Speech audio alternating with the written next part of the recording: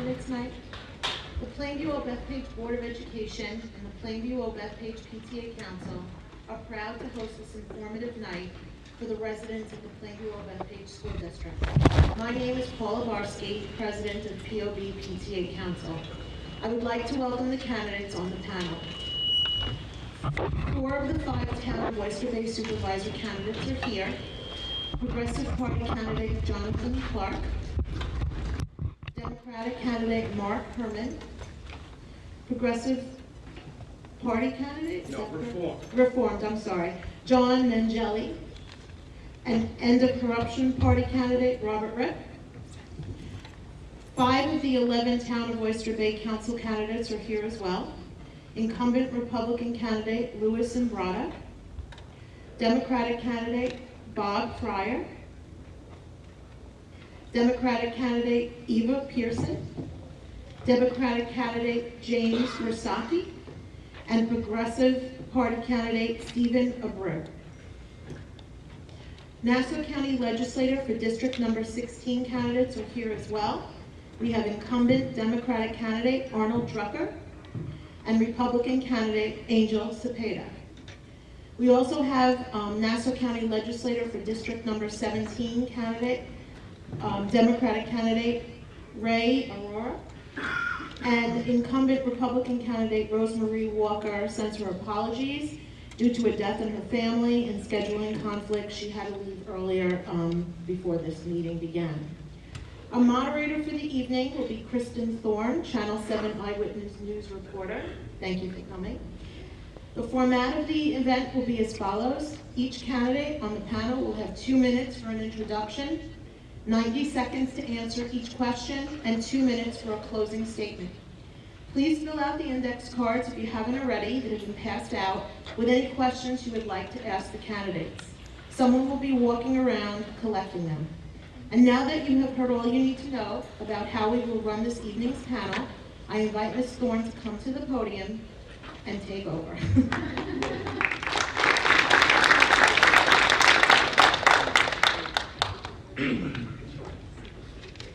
Good evening, everyone. So hopefully we'll have a very informative night here. So let's get right to it. I know some of the candidates have some other obligations they have to get to, some other Meet the Candidates nights. So we're going to start here with Mr. Aurora. You have 2 minutes. We have a clock going right here. You can see it in front of you, and you will also hear a very loud noise when it hits the end. Go ahead, please. Thank you. Thank you, everybody, for having us. Thank you, everybody, for having us tonight. It's a pleasure to be here with you. I'm running for Nassau County Legislature for the 17th Legislative District. I'm running against Rosemarie Walker, a person who I know and a person who I respect and who I like very much. For me, the issues are the issues. It's not about personality. It's not about whether she's a likable person, because she is. It's about ending corruption, ending the culture of corruption, and putting our county on the right path. I am not a politician. I think that'll be obvious tonight, but I am a business person who has a young family. I can barely afford to live in this county, and I know I have options to leave. And I think I'm in the same boat as many of you here tonight and many people at home. So I hope to restore this seat back to the people and away from the Republican machine. I don't blame the Republicans. I blame the machine for the issues that we have in this county. So I hope to earn your vote tonight, and thank you very much.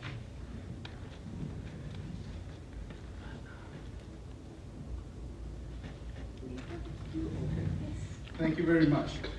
Let me tell you, first of all, thank you PTA Council, thank you Plainview-Bethpage Board of Education for this opportunity that you present our community here to meet the candidates and to talk about the issues. I've served our community, this community, well for the past 10 years.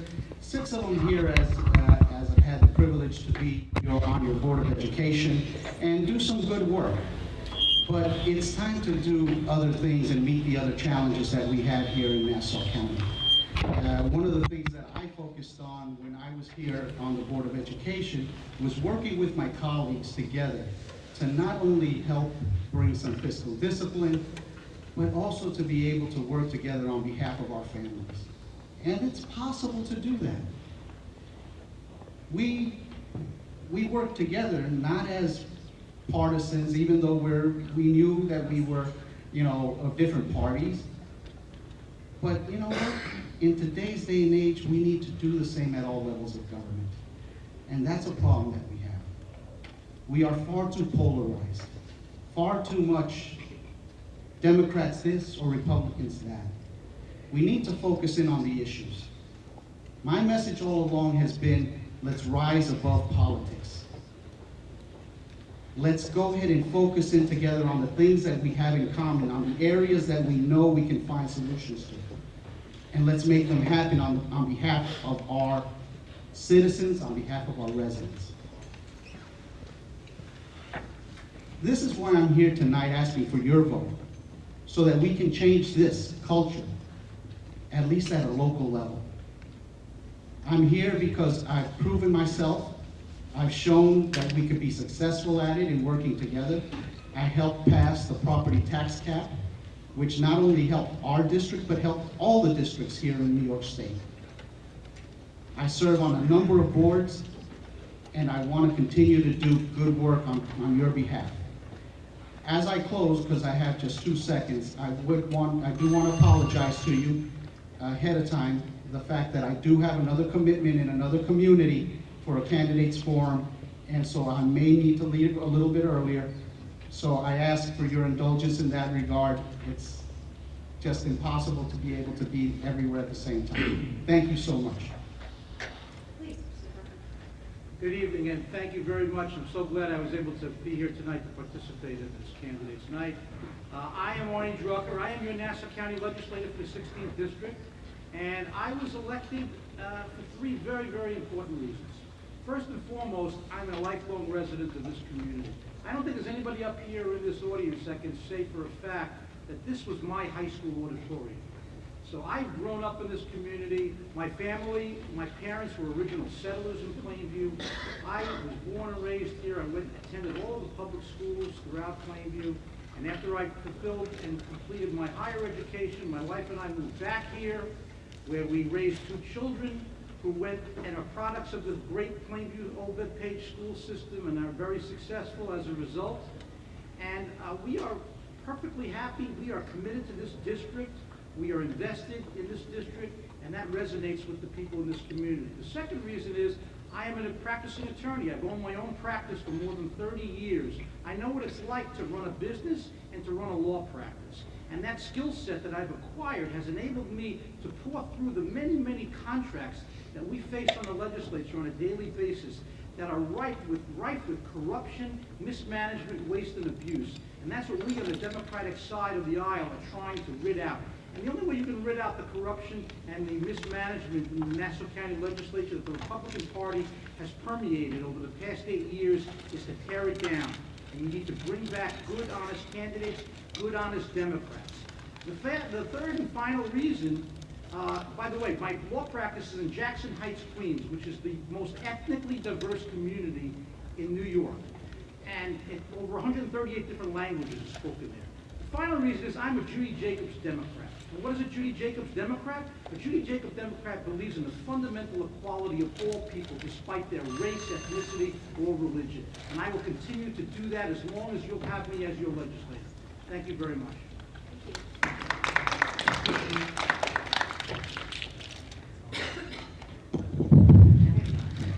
I hope everybody could hear Mr. Drucker. Good evening, everyone. Thank you very much for having us tonight, and thank you all for taking time out of your life to come listen to us talk. It means a lot that you care about local government. My name is James Versacchi, and I am running for Oyster Bay Council seat this year. I will briefly introduce myself. I originally from Freeport, born and raised, went to Freeport High School. After going to school and law school, I came back to New York, and for almost 8.5 years, I was a prosecutor at the New York State Attorney General's office. My practice was largely ferreting out fraud and corruption from contractors who were stealing money from the state of New York. So my career involved ferreting out fraud and corruption, which I never thought would be almost a prerequisite for running for office in the town of Oyster Bay, but unfortunately I think it is. I have my family, we moved and came back to Seacliff 7 years ago, almost 8 years ago now. I have a 9-year-old son, pretty active in my community. My wife says too much, but we're very involved in sports activities and the issues involved in the community. water issues, and civic associations. Briefly, why I got involved, I absolutely got tired of the way the town of Oyster Bay runs. We have a community that is larger than four states in the nation. We have 300,000 residents, and we're run like a third world nation. We have an appointed board that can't even file necessary documents with the state controller's office. We have a board that almost seemingly regularly makes representations about the way our government runs. And for me, that's simply unacceptable. My role is to get elected so that I can help the people, make sure this is a community that I want to raise our children in, and that we can make a difference. And again, my name is James Verstocki, and I'm on the State Council. Thank you for your time tonight. Thank you. Good evening, everyone. My name is Eva Pearson, and I'm also running for Town of Oyster Bay Council. I'm running on the Democratic ticket, but I'm also on the Working Family Party's line, the Women Equality Party's line, and the Independence line. I am a Gulf War veteran. I believe I'm the only veteran candidate within the council candidates. I'm presently getting a doctorate of education. I also work in academia. I'm the program director of a Center for Social Justice, where I place students in nonprofit internships at local nonprofits throughout Long Island. I'm a mother of two, and I live in Farmingdale. And my boys are really the reason that I decided to run for office, particularly because last year we experienced an 11.5% tax increase. And I've been meeting neighbors and knocking on doors throughout the town of Oyster Bay since April, and I've met many families who have the same concern as mine, which is that we're not going to be able to afford to stay in the town of Oyster Bay any longer. And we know that these taxes are going up because of the corruption that we've witnessed. And I think it's time for us to instill an ethical government back into the town of Oyster Bay. And I'm very proud to be running on a slate of candidates who want to use the expertise that they've developed in the private industry to help solve the financial crisis that we're in the town of Oyster Bay. The other thing that we need to do to help resolve the corruption that's been going on in the town of Oyster Bay is we have term limits on our platform. Because when you have one party in power, no matter what that party is, you're creating a situation where you're ripe for corruption. So I'm very proud of the slate that I'm running on. I just also like to add that I'm also the only, I believe, union member within the council candidates. I'm a member of NYSET, and I've also been endorsed by the Long Island Federation of Labor, Sierra Club, the New York Social Justice PAC, the Long Island Activists, and I've also been identified as one of 150 candidates who's the progressive champion from the Working Families Party. I'm very excited and grateful to the Plainview Bethpage PTA and Board of Education for having us here this evening, and also to everyone who's in attendance. So thank you so much. Thank you. Good evening. Hello. Good evening, everybody. Hi, I'm Bob Fryer, and I'm running for town council. I'm on the Democratic line, the Working Families line, the Women's Equality line, and the Independence Party line. I'd like to thank the PTA and the Board of Education. This is kind of a fun sort of homecoming for me, because I used to be on the East Wilson School Board, and Dr. Lewis was my superintendent. So I remember being heartbroken when she left to come here, but now I live here, so it's great to have her back. I have been attending town board meetings. I've attended virtually every town board meeting for the last 3 years, and I truly believe our town is at a critical crossroads. The corruption has been through the roof. Supervisor Saladino and town board members sitting next to me love to say it's a new day in Oyster Bay and that they are ferreting out the corruption. However, the supervisor and the appointed council person were there working for John Bendito and Fred Ippolito for years, and are definitely part of that corruption. And we want to change the culture of corruption. That's why I've been going to every town board meeting, asking the difficult questions of the supervisor and the town board. I guess that's really it. I hope this forum can give you insight into who me and my running mates are, and Mark, our supervisor candidate. We are ethical, we are honest, and we're doing this because we're just so sick and tired of what's gone on in the town of Oyster Bay. The indictments keep coming. Recently, former and current employees have been indicted. We need to get this town back. And single-party control for over 20 years is what has led to the corruption and the corruption tax we're all paying. So, thank you very much. Again, my name is Bob Fryer. Thank you. How's everybody doing tonight? I want to thank the PTA and the school board for hosting us tonight. And Legislator Drucker said that he was the only one up here who could say that this was his high school auditorium. He's right. When I grew up here in Plainview, this was actually the middle school. I am Lou Brodo. I am your brand new town councilman in the town of Oyster Bay. I am a lifelong Plainview resident and a proud graduate of the Judy Jacobs Parkway Elementary School, where our school board member Renee Hershkowitz was my principal.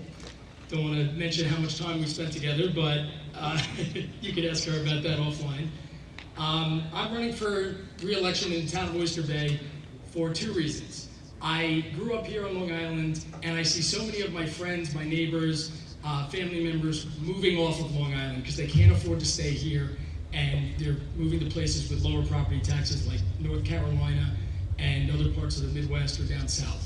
I want to make sure that young people, seniors, middle-class families can all afford to stay here in the town of Oyster Bay. And I want to make sure that we stay a suburban community.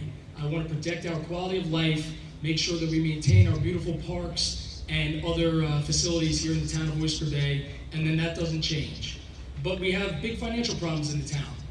I'm brand new. I've been on the board for about 6 or 7 months, and we inherited kind of a financial mess. We had a huge debt when we came in, and we had budgetary issues that needed to be addressed. Since taking office, we have reduced town debt by $70 million already, and we're on track to reduce town debt by $85 million by the end of the year.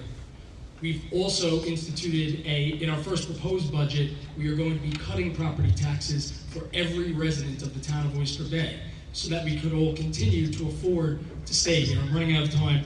I'm asking for your vote so that I can continue to fight for you and give Plainview a voice in town government. Thank you. Hello, thank you for having me here tonight. My name is Robert Ripp. I'm a candidate for supervisor. I'm a resident of Massapequa. I've resided within the town of Oyster Bay since the mid-'80s. My wife and I have been married 31 years in November. We purchased our home in '93, and together we've raised 6 children.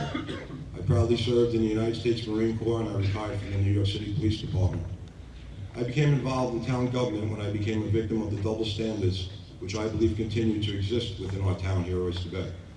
I didn't accept the way I was treated, and I stood up for myself against the machine. In doing so, I've obtained a wealth of information. Over the last 5 years, I've addressed and exposed multiple incidents of malfeasance and misconduct and wasteful spending here in Oyster Bay.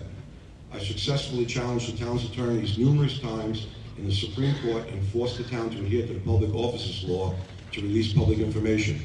Recently, and for the first time in the history of the state of New York, our entire town board was ordered to attend remedial open meetings law training with the Committee on Open Government as a result of my court action alleging Joseph Saladino and the town board violated the open meetings law to vote on spending without properly providing information to the residents before doing so. I understand how and why our current government is failing us, and I believe I know what has to be done to correct the situation. I'm not an attorney. I have a high school education. I pride myself on my work ethic. I believe I can accomplish anything. I'm not affiliated with any political party. I have no one's interest at heart but ours. If I'm provided the honor to serve as supervisor, my allegiance will be to none but you and I, the residents of the town of Oyster Bay. Thank you very much.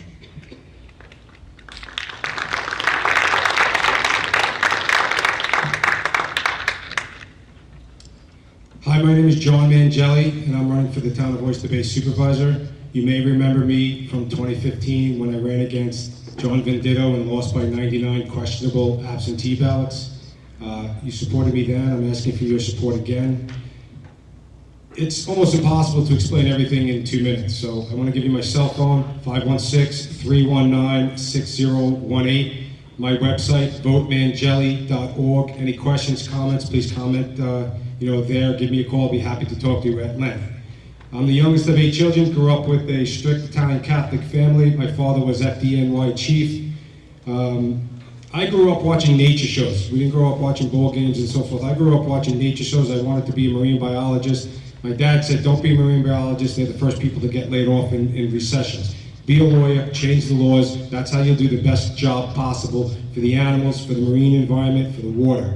Bethpage right now has an extremely urgent situation, which if I'm elected supervisor, I will make it my #1 priority. The Bethpage water plume will get cleaned up under my administration.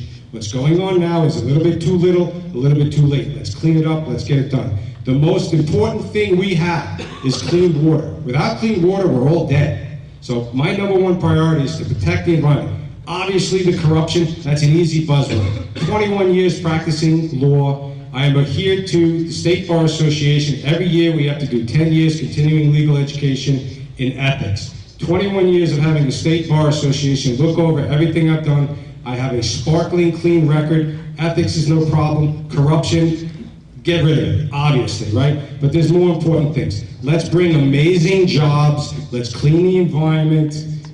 Let's have a prosperous future. Let's have a green Oyster Bay. Thank you.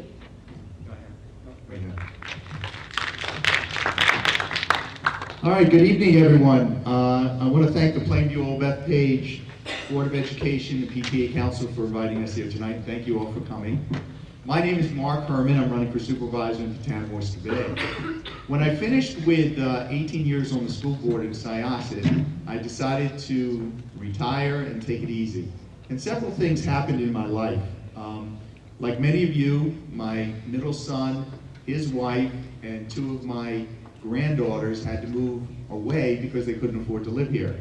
The second thing I noticed was our elected officials were being taken out in handcuffs.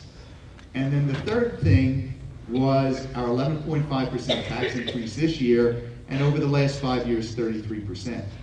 So I decided it was time to get back to being a public servant. I believe there's still way too much corruption in the town of Oyster Bay. I believe that jobs should be given to people based on what they know, not who they know. I believe a town can provide services in a cost-effective, efficient, timely manner. And I believe in term limits. And I believe in smart environmental growth. And I believe in government for the people, by the people, not the other way around.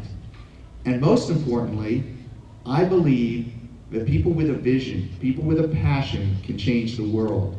Now, I've been blessed in my life. I have a beautiful wife of 42 years. I have 3 boys. 2 of 3 are married. I have 3 granddaughters. And I love my life. And I want everyone to share in that kind of beauty that I've been blessed with. Everything I've done, whether it's a dentist, whether it's getting my ethical degree, whether it's as a soccer coach for 21 years, whether it's been on the school board for 18 years, everything I've done, I've given 100%. And my pledge to you is that I will give you 24/7, 100% of my time to bring Oyster Bay back to you. So thank you.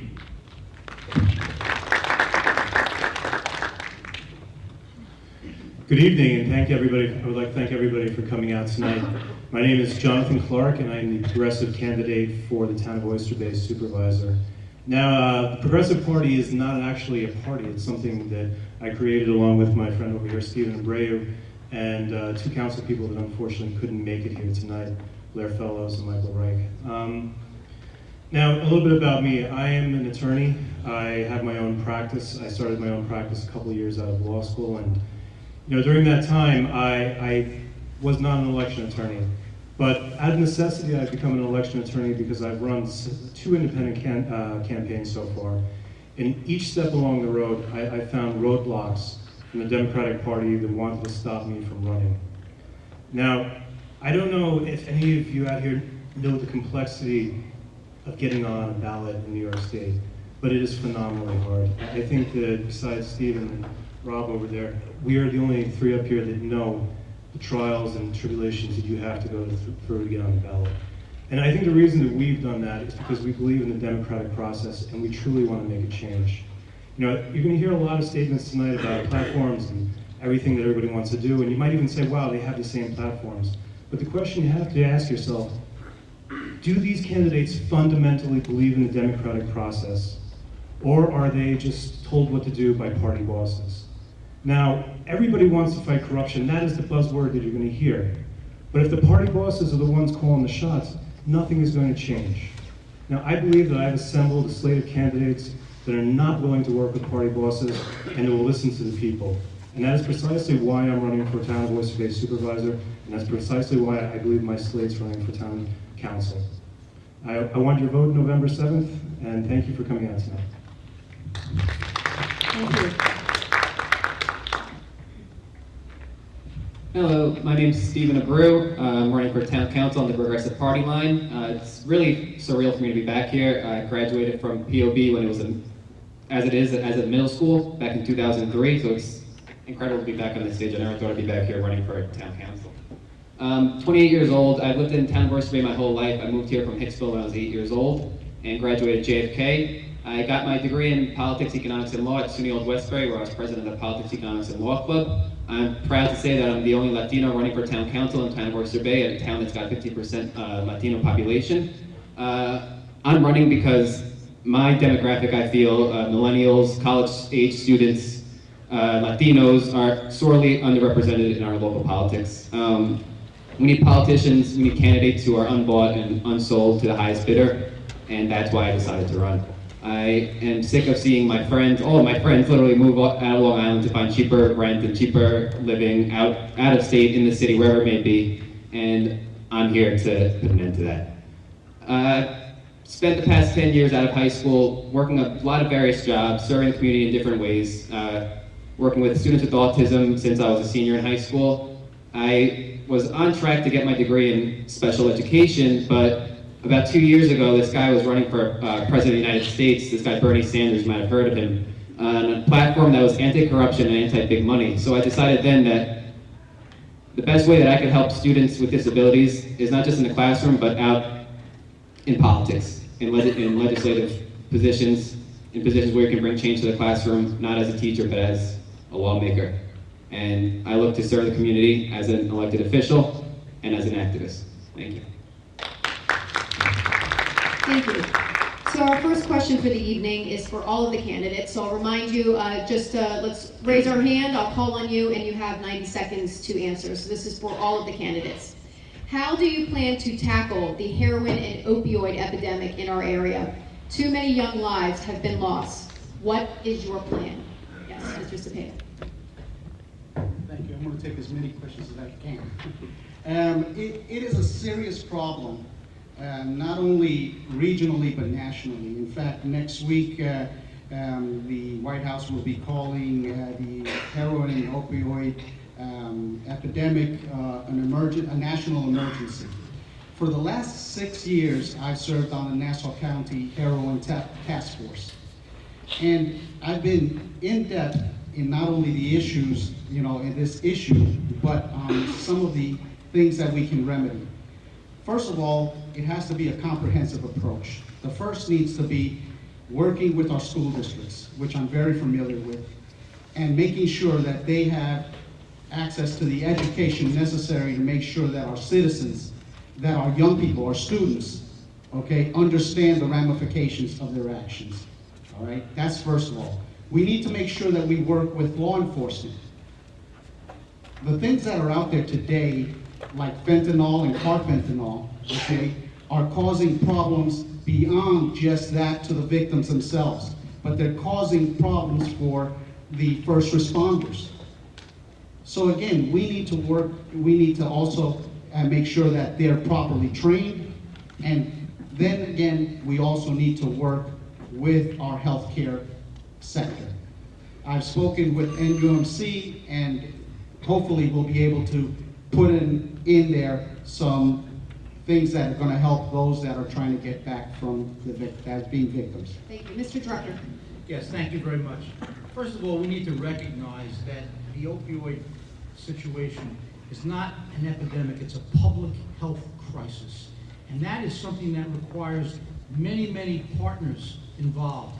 I've worked very closely with the school districts in my district. I've met with all of the superintendents.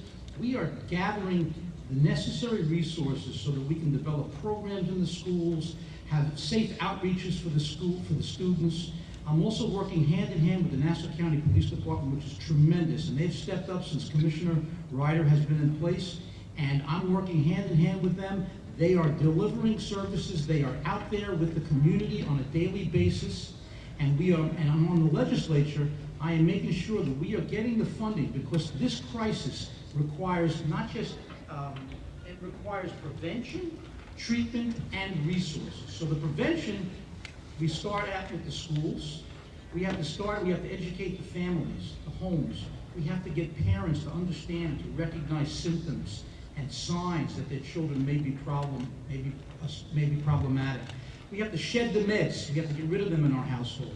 So we need to involve the families. We need to have resources and outreach programs for the families and the school district. And then I am the legislature. I'm making sure that social services are not cut, because we have to find the resources so that when someone comes out of treatment, they are able to live a sober-free and a drug-free environment. And when I'm involved and I'm the legislature, that's something that I am fighting very hard to make sure that the stream of revenue for this public health crisis continues and it doesn't get cut, which the Republicans love to do. Thank you. Mr. Herman. Thank you.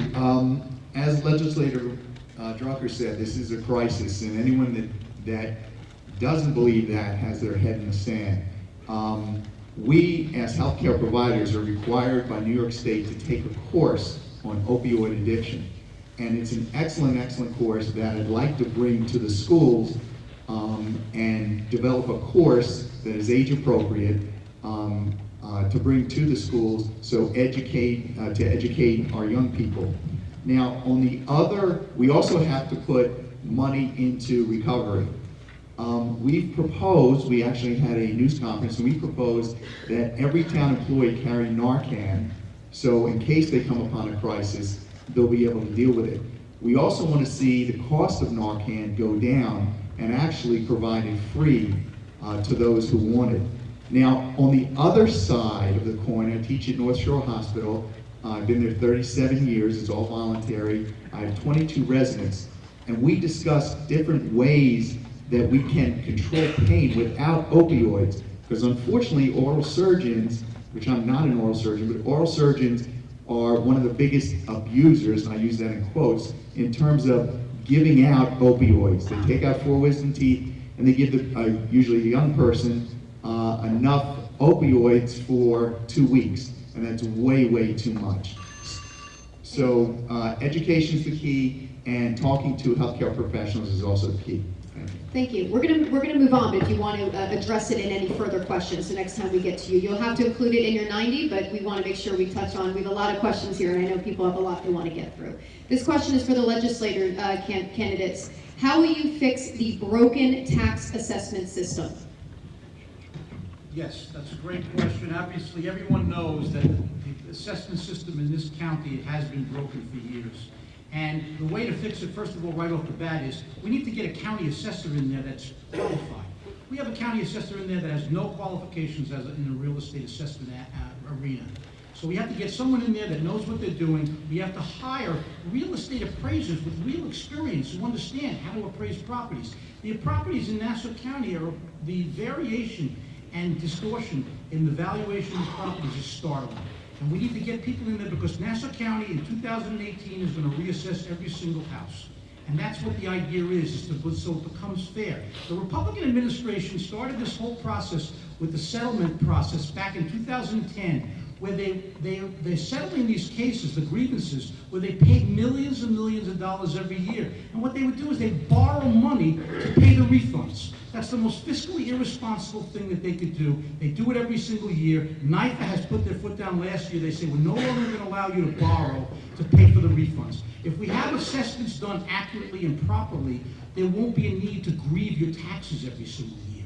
That's what the problem is. People grieve their taxes, and the people who don't are bearing the brunt and bearing the burden of the increased tax assessments for those who successfully settled their grievances with the county. We need to stop that process right away. We need to get qualified people in the assessment office, and that's what I'm starting to do.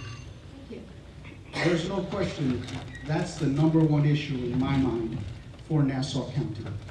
I believe that as I've walked all these communities and I've spoken to our residents and our homeowners, the biggest issue that they have is that our tax assessments are unfair. That from one home to another, there is no way to have something that's stable, okay? I think we're in agreement that it's broken and it needs to be fixed. The problem that we have, though, is that we've been using the wrong model, okay?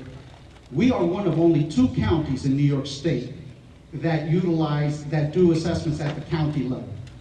We need to move it back to our towns.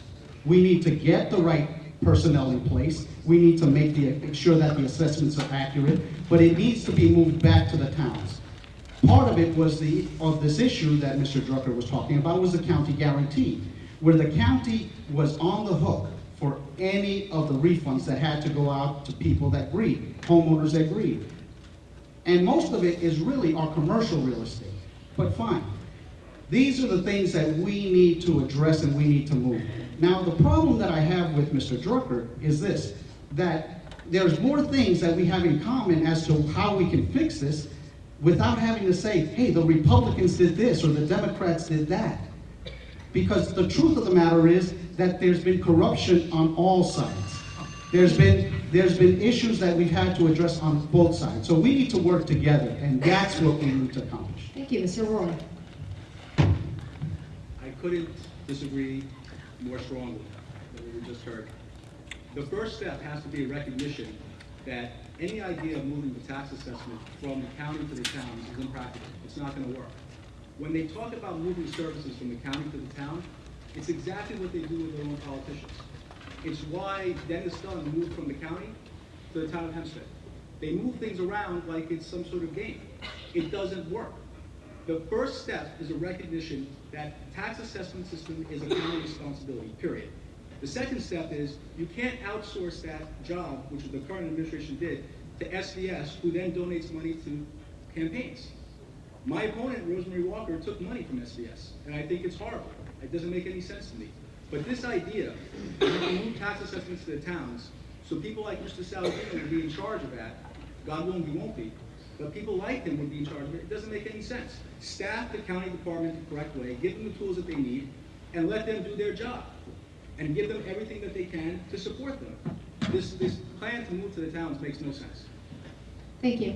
A question for all of you. Where do you stand on releasing your personal financial statements and why? Who would like that first? Mr. Rep.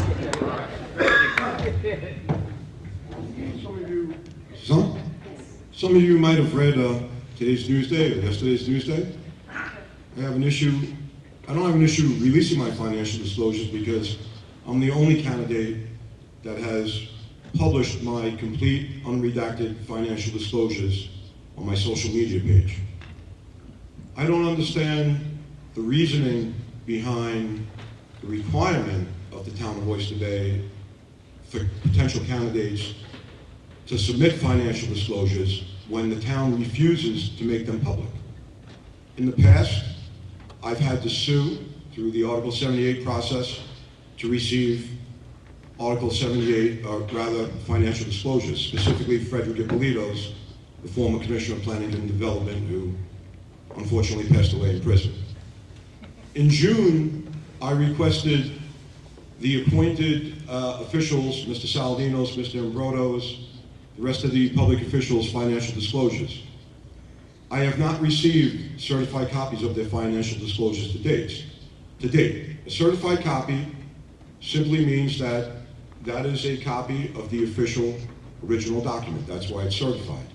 I don't understand why the people that Mr. Saladino has appointed, the deputy supervisor, the town attorney, these people are not required to file financial disclosures until next June. They're already working for the town. Thank you. Yes, please.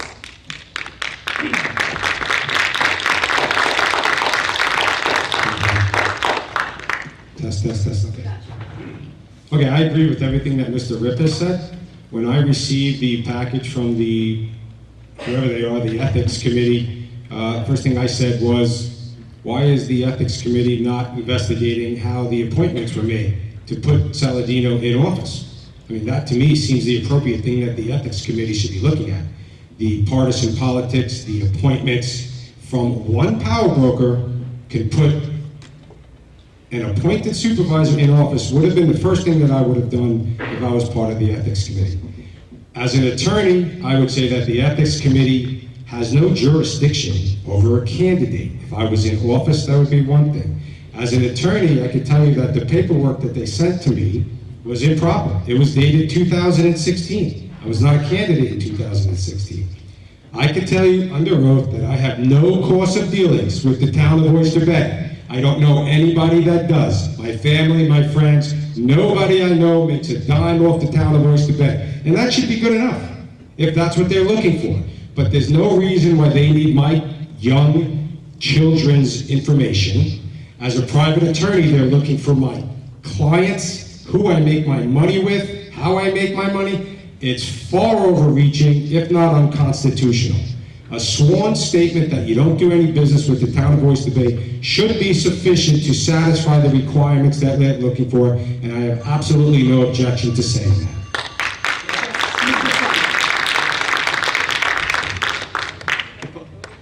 Can you hear me? As if I'm elected to the town council, part of my job is to enforce the codes of the town of Oyster Bay. Whether I agree with it or not. I received a form from the ethics committee or the ethics department back, I think in June, I want to say, with a copy of the town code in there that said I had to do it as a candidate. So I did it. It's not my job to protest it. It's not my job if it's the town code, whether I agree with it or not. I agree with what everyone just said now, but it's that's the rule, and you need to play by the rule. So you've got a right to see my financial disclosures. All you have to do is FOIL it, and it will be provided to you. Simple as that. As far as anything else, you know, I'm an open book, not trying to hide anything. Be happy, you can take a look. There are no conflicts with the town of Oyster Bay. It's just myself and my wife, Susie. So have a look, go right ahead. It's the code of the town of Oyster Bay. And I agree with the ethics board not necessarily being a true ethics board, but I hope to change that when I become elected in November, in 3 weeks. Mr. Abreu. Yeah, so the question is, how do we feel about releasing our financial disclosures? I filed mine in May. They are available for any member of the public to look at, and you know, I have no problem sharing that with anybody here. But I think we need to address the purpose of the financial disclosures.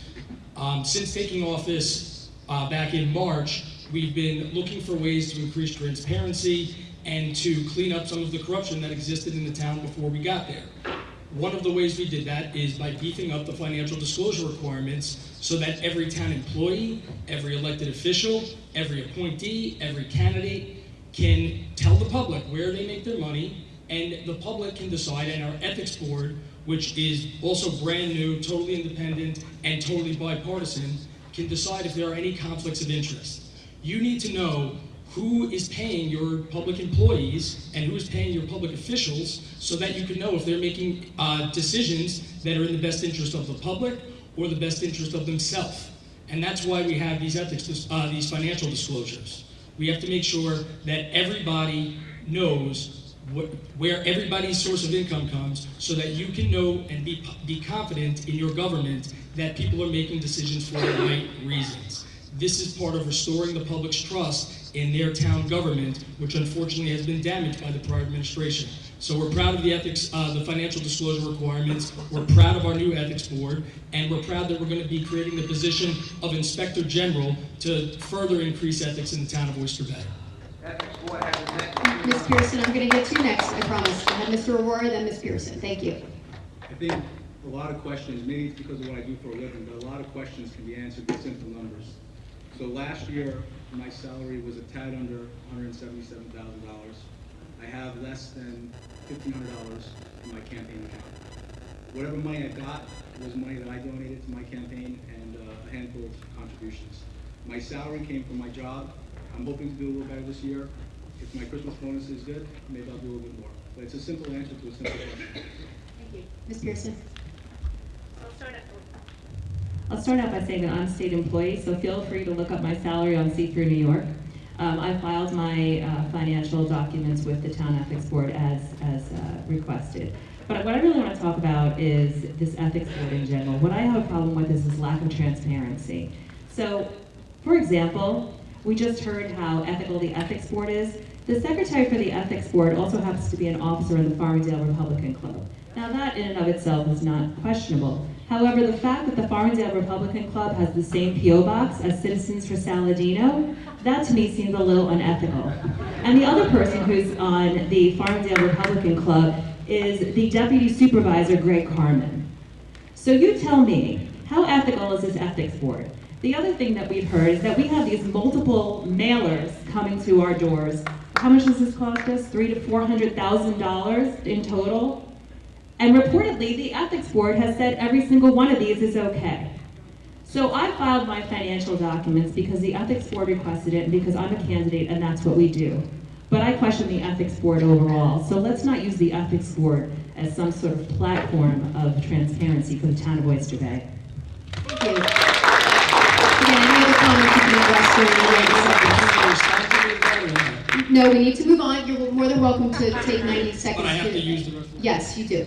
Plainview has been anyone who would like to answer this question. Plainview has been plagued with an epidemic of pinhole leaks, as you saw in Newsday today, and actually a story we reported on, I reported on last year, or earlier in the spring, I should say. If elected, how can you help fix this issue? Yes, please.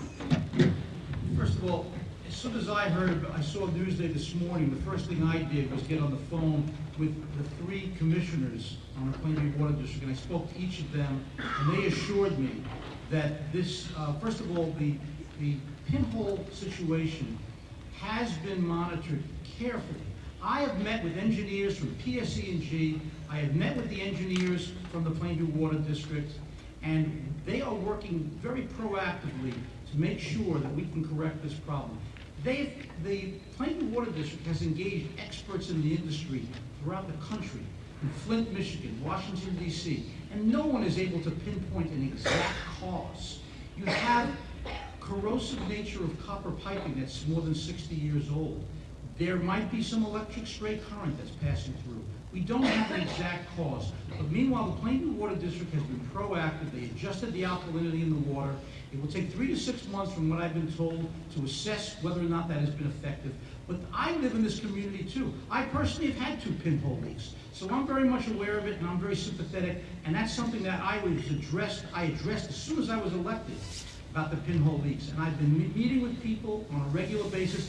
I have all of the commissioners on speed dial. I speak to them all the time, and I know that they're proactive, and we're going to find out what the problem is, and we're doing our best to adjust it so that people like all of you and myself don't have these very, very damaging problems in our community. Mr. Cepeda.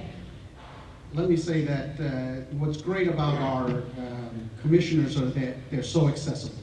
So, in fact, today I received a letter in the mail indicating the information that they've said about the water. But let me just go back a little bit to what I consider, again, is the most important issue that we're facing here in Nassau County regarding the tax assessment issue.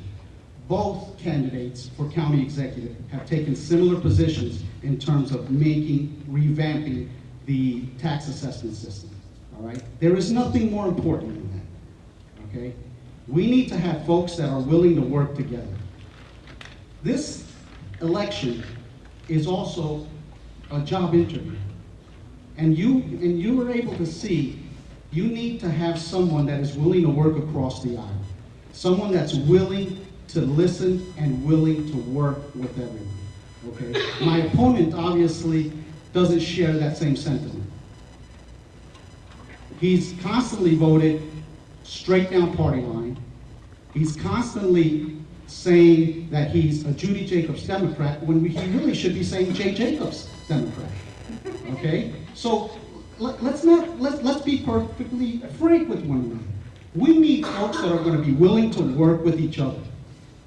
We can't keep with the same rhetoric, with the same abrasive nature, and think that we're going to come up with solutions. Okay. I apologize that I have to leave to also be courteous to another community, but I thank you for your time. I thank you, Kristen, for all that you do. Thank you. Mr. Drucker, I'm going to give you a few seconds, and then thank you so much. And then I'm going to give Mr. Imbrodo a few seconds because I owe him for that. Thank you. You have a few seconds. The culture of corruption that has permeated and infected this county for decades is not something that you can solve by working across the aisle. It's a disease that has to be eradicated. You know how you eradicate the culture of corruption? It's like mold on a wall. What the Republicans do is put a coat of paint on it every couple of years. You can't do that. You got to take down the walls. Okay, it's not as simple as that. And this is a culture that's been embedded here for decades, and we need to eliminate it. Thank you, Mr. Drucker. Mr. Imbrodo, about the ethics issue. Yeah, I just wanted to address the issues about the ethics board.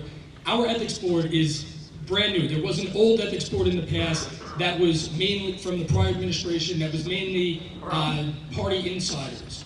The brand new ethics board that was created is completely independent. Not one person on that ethics board works for the town, has any family member that works for the town, or has anything to do with town government or politics. It is bipartisan. There are no more than 2 members of any one political party on the ethics board. That means there's Democrats, there's Republicans, there's independents. And yes, the main purpose of the ethics board is to review all the financial disclosures for conflicts of interest. They also review other questions that are presented to them, and they have their own independent counsel that assists them with that. Can I just answer? Am I finished? He's lying. Well, let me one Finish second. my first. So we're very proud of the ethics board. We're proud to have a bipartisan, independent ethics board, and that's just one of the many steps that we have taken in the town of Worcester Bay to increase transparency.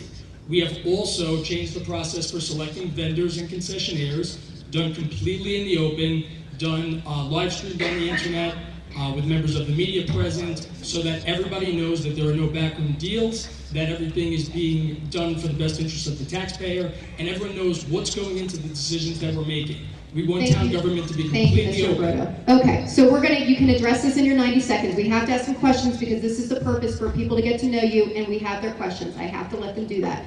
Supervisor candidates, our town is $800 million in debt. What is your solution to handle this? Mr. Rick. Can we answer the pinhole question? You can answer whatever you want. You have 90 seconds. So I want to let you know that I know how to sweat pipe and do plumbing. I've been doing a lot of research on the pinhole problem. It's not just here. It's throughout the whole country, although here predominantly it's in hot water lines. A lot of other parts of the country it's in cold water. It seems to be because there's an increase in alkaloids and pH that's being added in the remedial treatment centers that we have to put in because of the plume, all right? There's an issue with the additives that's going in the water, all right? I'm not sure what the building code is, but I would change it so that we move away from copper and we move to plastic or polyurethane piping. That's one solution. But the issue lies in the water itself. It's not your pipes just going bad. As far as the debt, I'll eliminate all patronage spending, all wasteful spending. Did anybody go to the boat show the last couple of weeks? All right, a lot of people talk about corruption, but these people don't know how to find corruption. The boat show was run without any resolutions approving it. It was run by an entity that grossed $900,000 last year. They made about $250,000 on the Toby Boat Show, and the town of Oyster Bay got maybe about $1,700. We didn't even cover our costs. The whole show was run cash. That's a recipe for corruption. Nobody else picked up on it. We need to eliminate that type of spending to get back on track, to get our budget back straight. Yes. That's why I'm here. Thank you. Mr. Herman. Mr. Mangelli, after Mr. Herman. Is that, I'm first? Yes. Okay, all right. This is a very complex issue. I'll try to do it very quickly.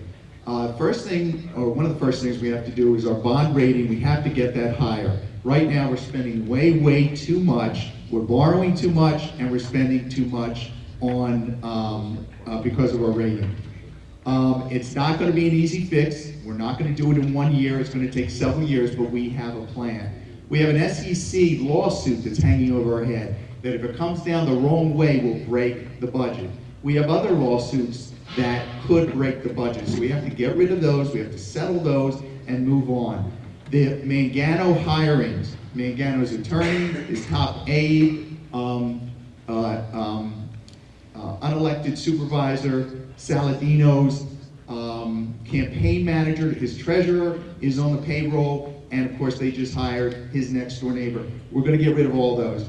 And finally, we haven't had a stress test in 6 years where the controller looks at the budget and tells us where our weak points are. Now I have a whole half an hour dissertation that you can see tomorrow at the board meeting about the budget because that's a total mess. But thank you. Thank you, Mr. Mangelli.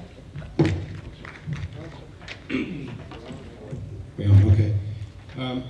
First of all, I am a debt consolidation attorney for 21 years. I've helped individuals and businesses that are in financial distress reorganize their debt and get out of the black and into the green. So that's what I do for the last 21 years.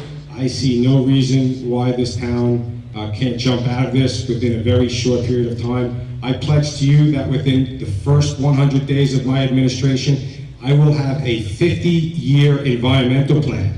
I will have a debt consolidation plan. I will have a reorganizational plan. I will have a retrain and reapply the workforce. We spend $100 million a year. We have potholes, we have broken infrastructure. That will all change within 100 days. I'm a practicing attorney. I will give up that license. I will work 24/7. I will not have outside positions. There will not be any conflicts of interest. If you hold an outside job, whether you're the doorkeeper or whatever, working for the town of Oyster Bay, there is a conflict of interest. Not with me, there won't be. I will be your supervisor 100%, 24/7, all the time. Yes, Mr. Brodo.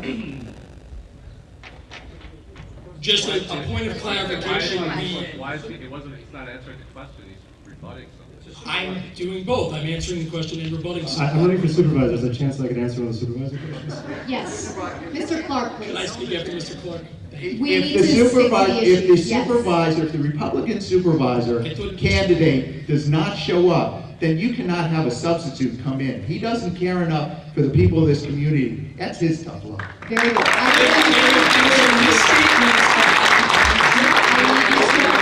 want Mr. Clark to have his turn. Thank you. Mr. Clark, 90 seconds. Okay, well, we can use the piping problem as an analogy, at least for the budgetary problems that we have and the debt that we're in. Now, everybody in Plainview knows that the copper piping wasn't something that happened overnight. We've known for years here that the pipes were failing. What we have is layers and layers of government. We have special districts. We have so many different water districts with commissioners that they don't collect high salaries, but they get benefits from the government. Now, it's these things that we don't see and that are not working for us that need to be eliminated and consolidated. Now, we have a county, we have a town, we have all these special districts, and if they're not doing their job, there's no reason for their existence. And that's what I would like to do if I was to become supervisor, is to look where there's overlapping areas of government that are just not needed. Public safety, it sounds wonderful, it sounds great, everybody needs public safety. But there's nothing that public safety does that Nassau County can't perform with its police department. So what I would propose is that we get rid of patronage positions, of course, but we also look to consolidate areas of government where we're wasting money. I mean, we have one sole source aquifer. There's no reason that we have to be divided into so many water districts. And that's just a small part of what we need to do. We need to come together as a town and find out what layers of government need to be eliminated and what actually perform a beneficial purpose for everyone. And that's how we're going to really cut the fat that needs to be cut. Because otherwise, you know, the town, it fixes roads and it takes away garbage, and there's not much more to it. And that's the way it should be. It shouldn't be that it sticks its nose in the places where it doesn't belong and then builds up big bills in the process. Thank you. For the legislator candidates, how would you like to bring, during your 90 seconds, you're more than welcome to, how would you bring higher paying jobs into this area? Well, first of all, to bring higher paying jobs into this area, we need to be able to root out the corruption that has resulted in these bloated third-party contracts that have bankrupted this county. So the county attorney's office, for example, every time they appear before the legislature, every single session, we're asked to approve these third-party contracts to outside law firms.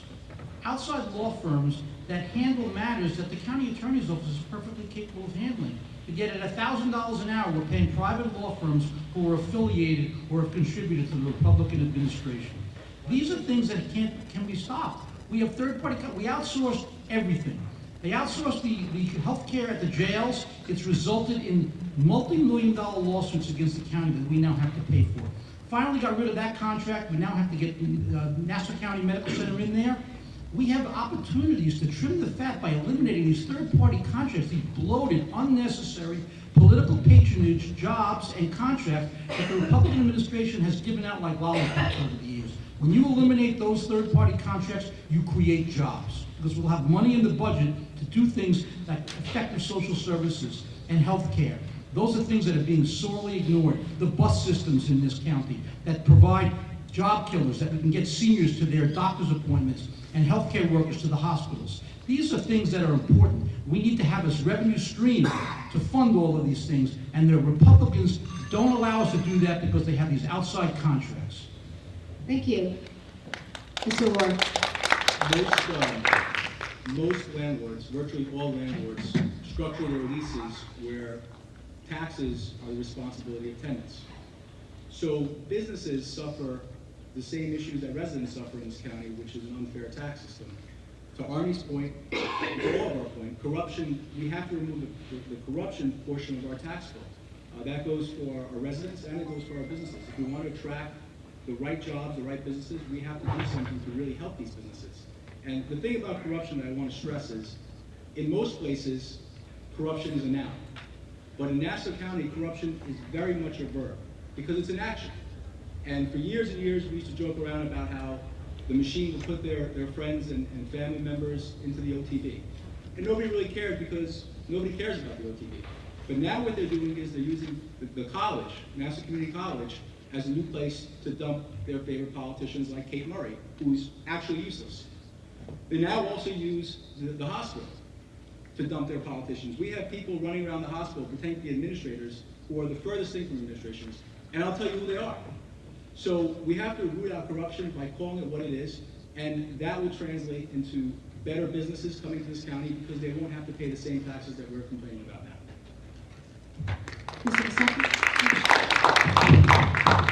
Thank you. Good evening again. In the town faces a very similar issue to the county, and that we have a systemically broken system that has led to outrageous tax increases. We faced a 33% tax increase as residents in this town over the last 5 years. If you go back the last 20 years and you compare your general tax line, it's in the thousands of percentiles. All right? What services do you get today in this community that are better than they were 20 years ago? All right? What you have is a bankrupt township that is continuing to be run by people who misrepresent things to us together. All right? And let me give you some examples of that. All right, for example, this notion that the town has miraculously come up with $70 million, or I think Mr. Ambrodo said $85 million before the end of the year to pay down debt.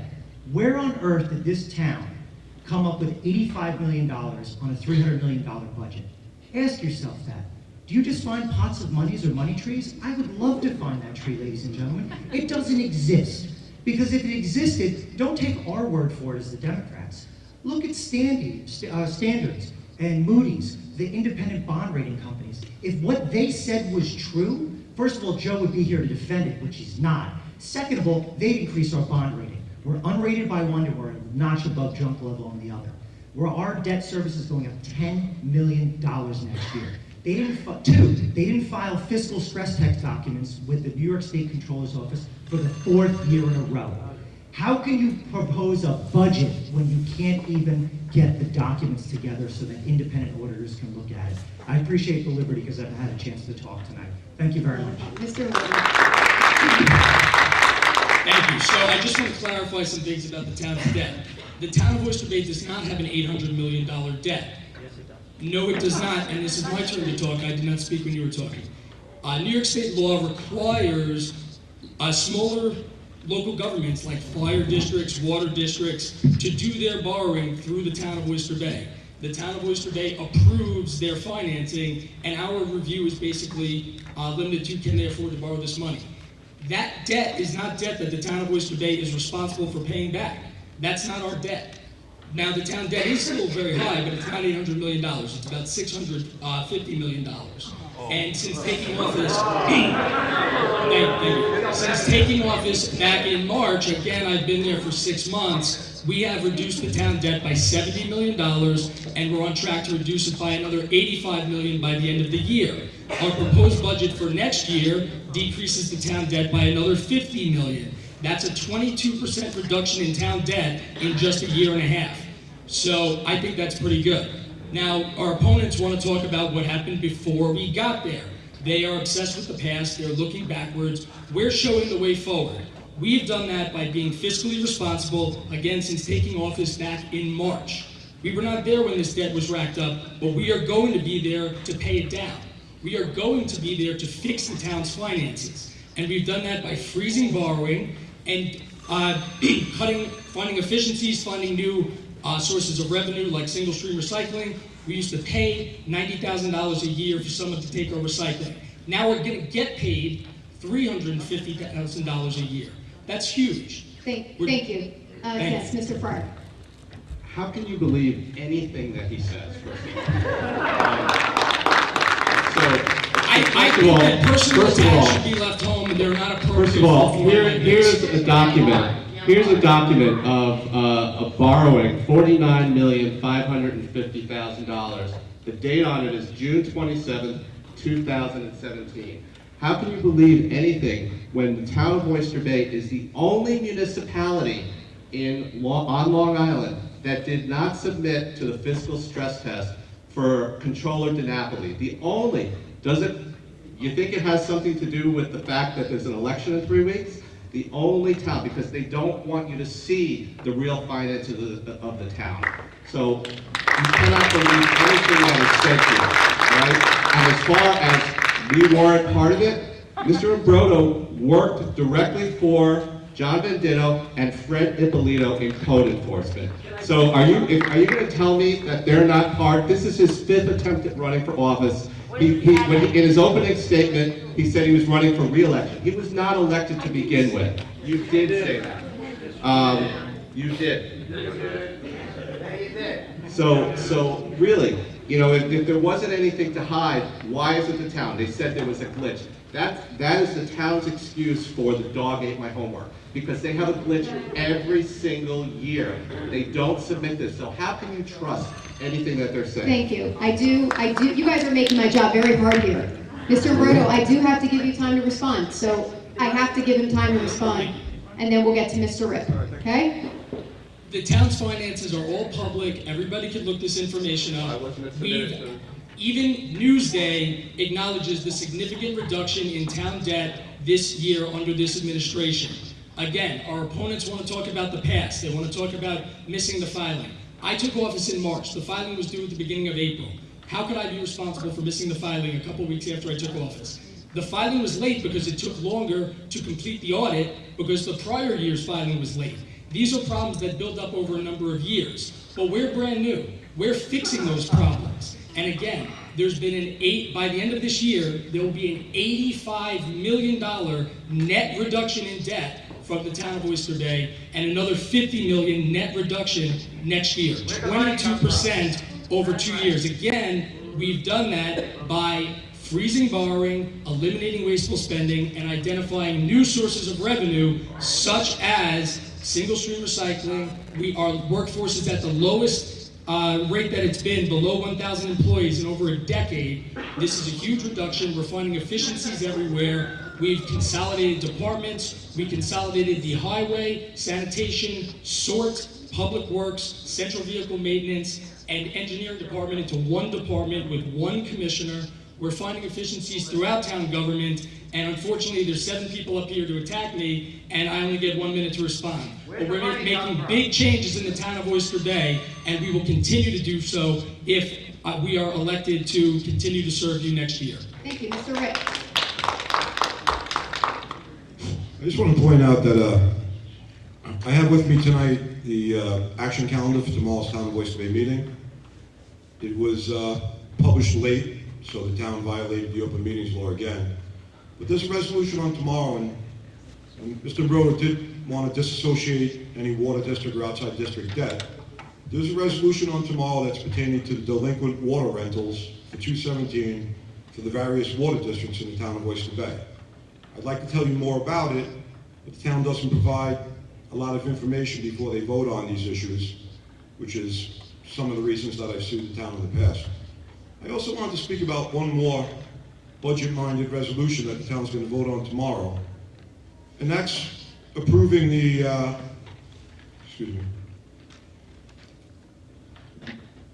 it's the licensing agreement for the Tile Center for the town's annual holiday concert series, and also to pay the Brookfield Police Department for traffic control. Now, I don't know if you're going to like to hear this or not, but this is some of the type of spending that I would eliminate if I'm elected. I think that we need to consolidate some of this money. There are other ways that we could celebrate the holidays. This is about a $300,000 hit for these concerts every year. I don't know how you feel about it, but personally, I think that we need to tighten our belt in more than one direction. Thank you, Mr. Herman. Thank you. Just a few fast things.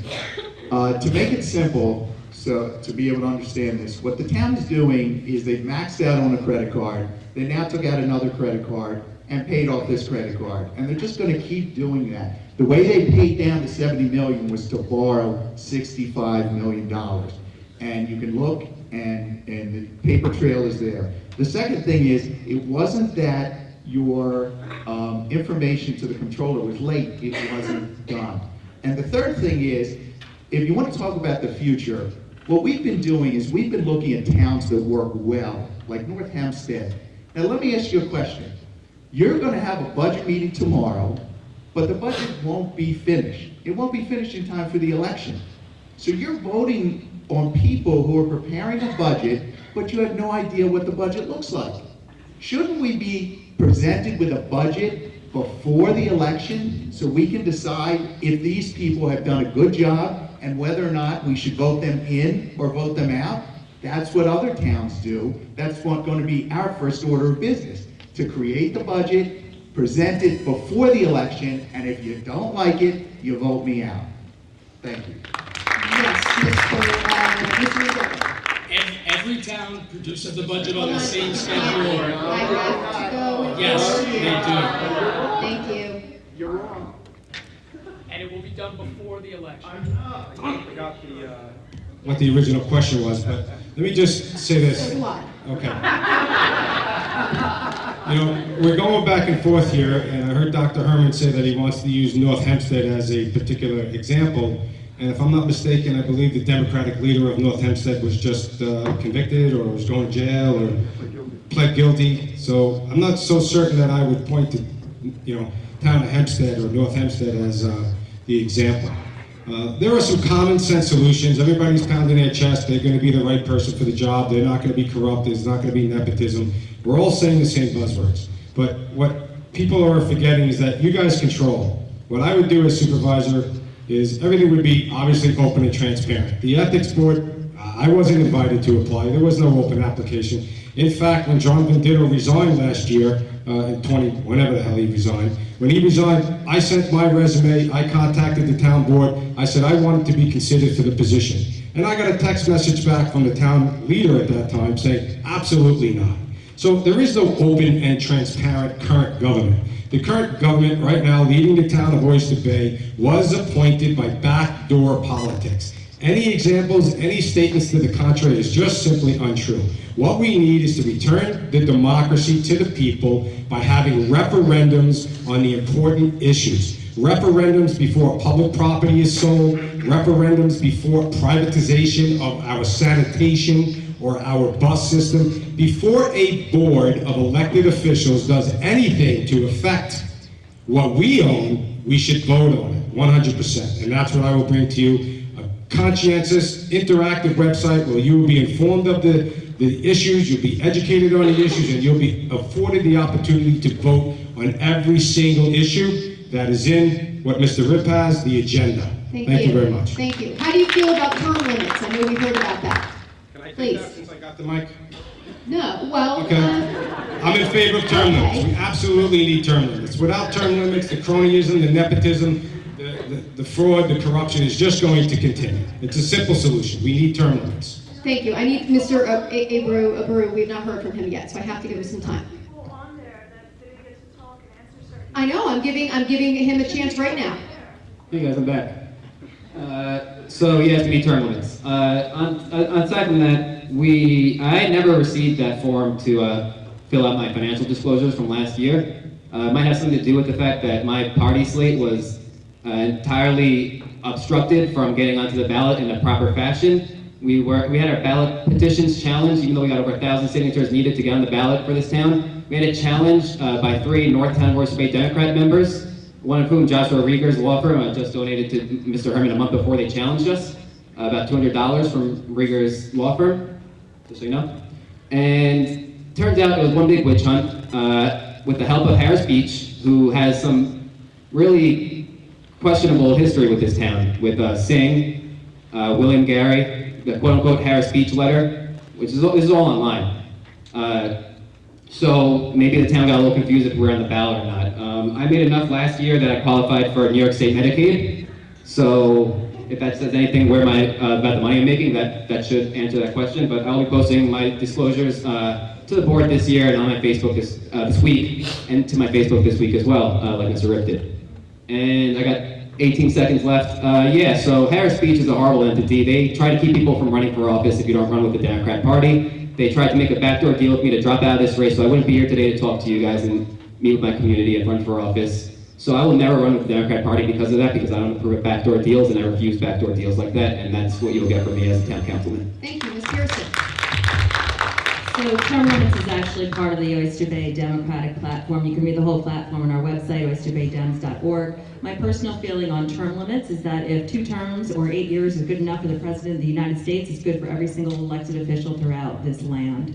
And the other thing I want to say is that it's, you know, as I mentioned before when I said term limits, is that's part of the problem that we have in the town of Oyster Bay.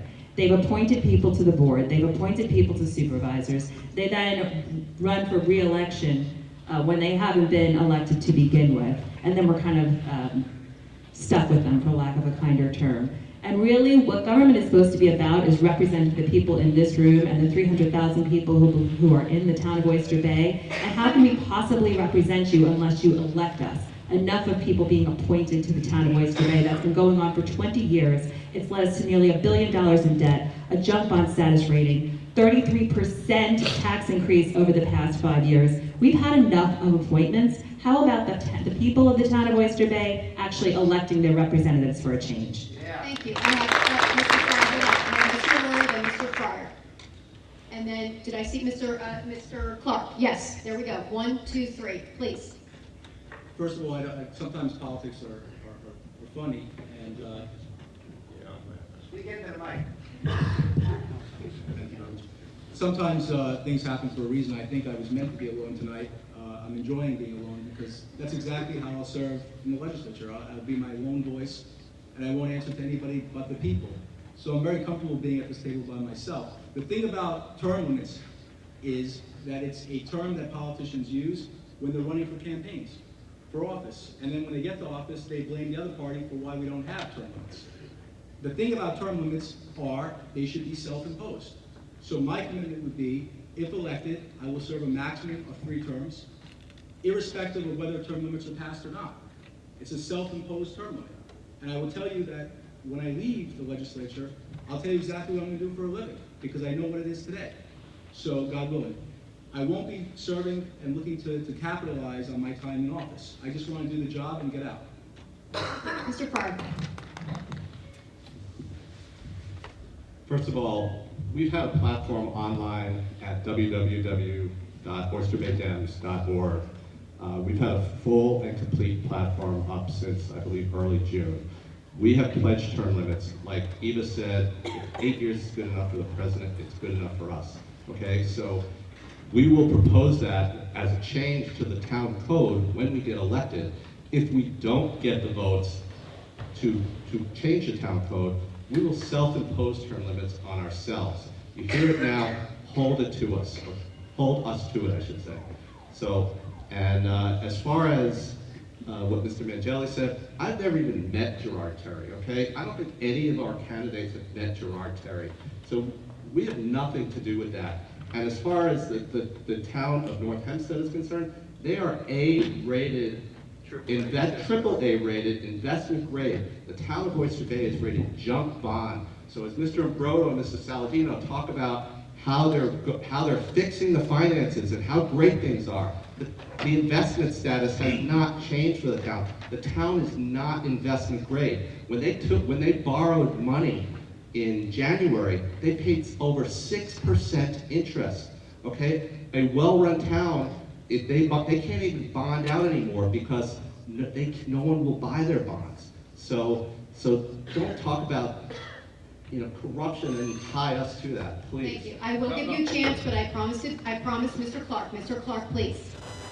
All right, so the notions of term limits, the notions of councilmatic districts, for those of you who don't know, Town of Oyster Bay, if you get enough votes throughout the entire Town of Oyster Bay, you are the council person, and it is not divided into areas. These are fundamentally undemocratic concepts. We need to have councilmatic districts where you represent your local area. The problem is that this is a majority Republican town, and as a result, we have mostly, it's always a Republican council's board that we have.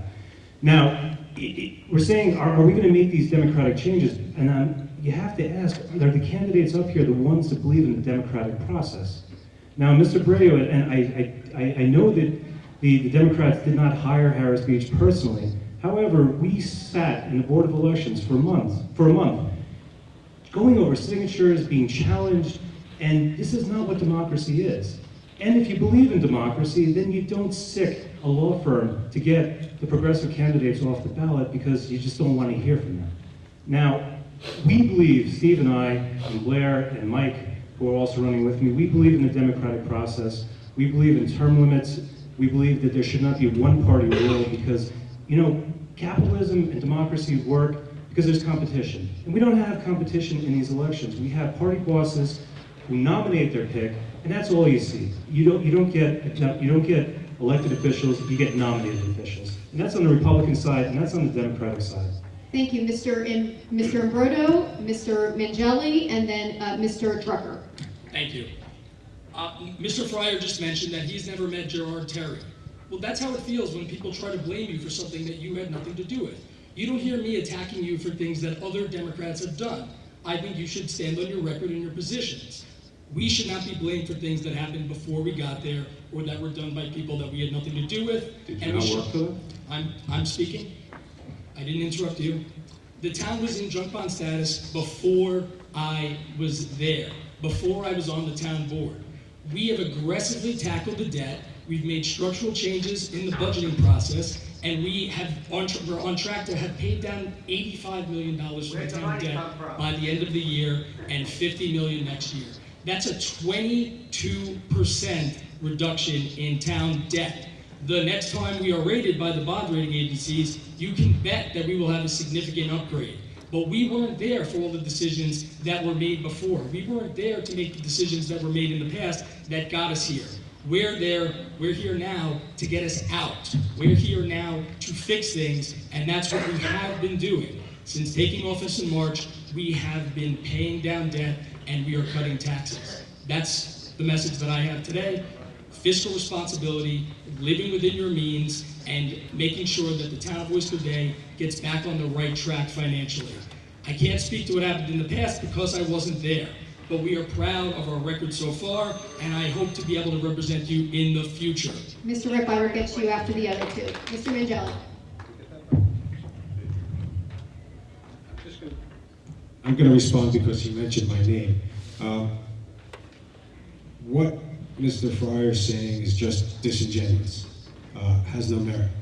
Gerard Terry, Democratic leader, North Hempstead, is in direct contact with the same people pulling his strings. By that I mean his party leader, the town leader, the Nassau County leader. Both of those gentlemen are in direct contact or were in direct contact with this leader.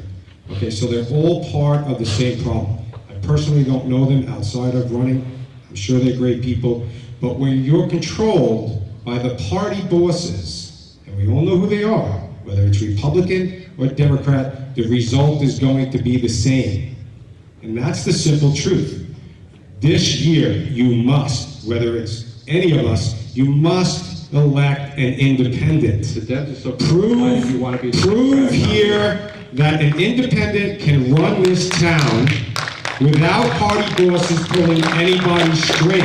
That's what we need to do in this town. We can start here on a local level and it can go higher up. But within this town, Democrat, Republican, it doesn't make a difference. We have one or two people pulling everybody's strings, and that's what we need to change. With either of us three independent candidates, you will get nobody telling us what to do except for you.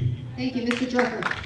Let me just respond by saying, first of all, on the local level, it doesn't necessarily have to be Democrat or Republican. For example, I was elected to succeed the late Judy Jacobs of blessed memory. She was doing such wonderful work for 20 years. Now, she was elected after every 2 years because she was doing good work for the people in this community. She was doing work to help the schools, to help the seniors, to make sure our roads were in good shape, which they're not, because those are mostly town roads. But the point I want to make is that the Republicans on the legislature have become so embedded and so entrenched there that they make it difficult for anybody on the local level to do anything worthwhile. So since I've been on the legislature, I've introduced 3 pieces of legislation, good pieces of legislation. And you know what? They don't even get put on the calendar. First, when I was in office for no more than a couple of months, I introduced a piece of legislation to require the police department to enhance their monitoring and presence at the religious institutions and houses of worship in the outcry and what was happening after our wonderful election last November. And that was a real problem. And all I wanted to do was to protect and make sure that the people in this community, the people who attend services at their temples or mosques or churches, felt safe. And you know what? That piece of legislation went nowhere because the Republicans embedded on the legislature won't even get it on the table. I introduced a piece of legislation that was a public health piece of legislation that Judy Jacobs was in favor of. Tobacco 21, to prevent the sale of tobacco and tobacco-related products to children, to teenagers. And you know what? That got nowhere.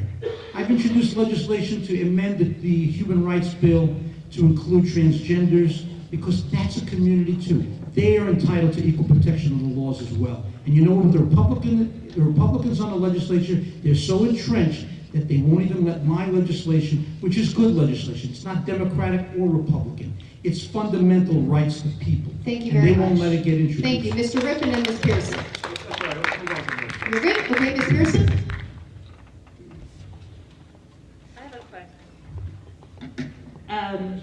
This is actually in response to Mr. Imbrodo. Corruption is not just the way they've been wasting our money, say in $500,000 of political mailers, which Saladino, by the way, called political mailers at the last board meeting. Corruption is also an ethics board that hasn't met since August and that canceled their meeting for tomorrow. Corruption is the lies that this town of Oyster Bay constantly feeds us about contracts they don't have for eliminating public safety or shifting that over to, Nassau County, or that they're going to fix parks on land that they don't even have legal access to build on yet. These are the type of lies we see out of the town of Oyster Bay. And insofar, getting back to what we were talking about with term limits and elected officials, there was no reason why the town board had to have 2 board members step down mere months before an election. If you wanted to run again, Lou, you could run again. You didn't have to be appointed. So the 2 people that stepped down, that to me is a type of corruption, because we've seen it in Oyster Bay. Every single person on the town board was appointed at one time. Oh no, that's not true. But every single person that's running this year, including the incumbent, the true incumbent who's not here and hasn't been to one Meet the Candidate night. Mr. Hand was appointed, I think, 3 months ago. Mr. Imbrodo was appointed in April. Is this what you want to continue? Because if we do not have a mix of people on the board from different parties, this is what we're going to see. When all men think alike, no men think at all. And that's what we have going on in the town of Oyster Bay. Mr. Imbrodo? I just want to address this point about the appointments. New York State law governs the way a vacancy on the town board is filled. The vacancy was filled according to New York State law. That's not a town law. That's not something the Republicans made up. It's something that every town across Long Island, Democrat or Republican, follows. It's the state law. So it's easy to make campaign promises and things like that, but at the end of the day, you have to follow the law. And that's what was done, and that's what will always be done in the town of Oyster Bay under our leadership. If you don't like the law, you can lobby to change the law, and maybe that's a good idea. Maybe it should be changed. But until it is changed, you have to follow the law. You said that yourself. That's Thank you. Thank you. We're going to do Mr. Ripp, and then please start thinking of your 2-minute wrap-ups. I just wanted to point out that the New York State law specifies that the salary of the deputy supervisor and the salary of the town clerk is to be set by the town board. That has never happened. There are no resolutions that the town board has authorized either the interim deputy supervisor or the interim town attorneys, salaries. Mr. Saladino set both of their salaries in violation of the New York State law. Also, when Mr. Muscarella became the interim supervisor, the New York State law mandated that he had to resign from his councilman's position in order to become the interim supervisor. So I don't understand how he magically reverted back to his councilman. That's law too. The town of Oyster Bay does whatever they want. They don't obey the law. Thank you. Thank you, everyone. 2-minute wrap-up beginning with Mr. O'Rourke. Okay. I want to say that I am proud to be a Democrat, and I'm proud to be running in a long-shot race against legislator Rosemary Walker, who's not here tonight. I am an independent-minded person. I'm running an independent being campaign. During this campaign, I have to tell you, just in response to some of the things we heard tonight, that I've had exactly 2 conversations with Jay Jacobs about my race. And the first conversation was centered on the weather, and then he told me to go work hard. The second conversation was centered on my children, and then he told me to go work hard. So he's never once told me what to do or what to say. He's given me the freedom that I asked for to run an independent campaign. So I do think it's possible to be affiliated with a party and also be independent-minded, and that's exactly how I'm running. I'm proud to be doing something different in my campaign. You won't see my name on any lawn signs because I think that's how it begins. I don't need a campaign manager because that's how patronage begins. The minute I get elected is the next minute I'm going to give a campaign manager a nice job. I don't want it. So that's the kind of campaign that I'm running. The odds are against us. The 17th district includes the residences, of course, Rosemary Walker, her son, the deputy county executive, also Ed Mangano, and also Congressman Peter King. So I have a tough district, and I know it. But I think our message of anti-corruption and change would be best demonstrated by the symbolic victory of bringing this seat back to the people. So I hope you judge me by my campaign, by the things I said tonight. It's who I am. It's how I'll be if I'm your legislator from the 17th district. I won't change. So I hope you take a shot on a long shot tonight and on Election Day, November 7th. I thank you for your time, and I look forward to speaking with you if you'd like afterwards. Thank you. So, Laura, I personally think you would be such an asset to the legislature, and I think it would be a disservice not to elect you. You have spoken wonderfully. As a lifelong resident of this community, I can tell you, I got involved in politics at this late stage in the game, not to climb any political ladders. I'm not looking to go anywhere on a political level. I want to give back to this community that I love, that I've lived in my whole life, that I've invested in, that I'm dedicated to.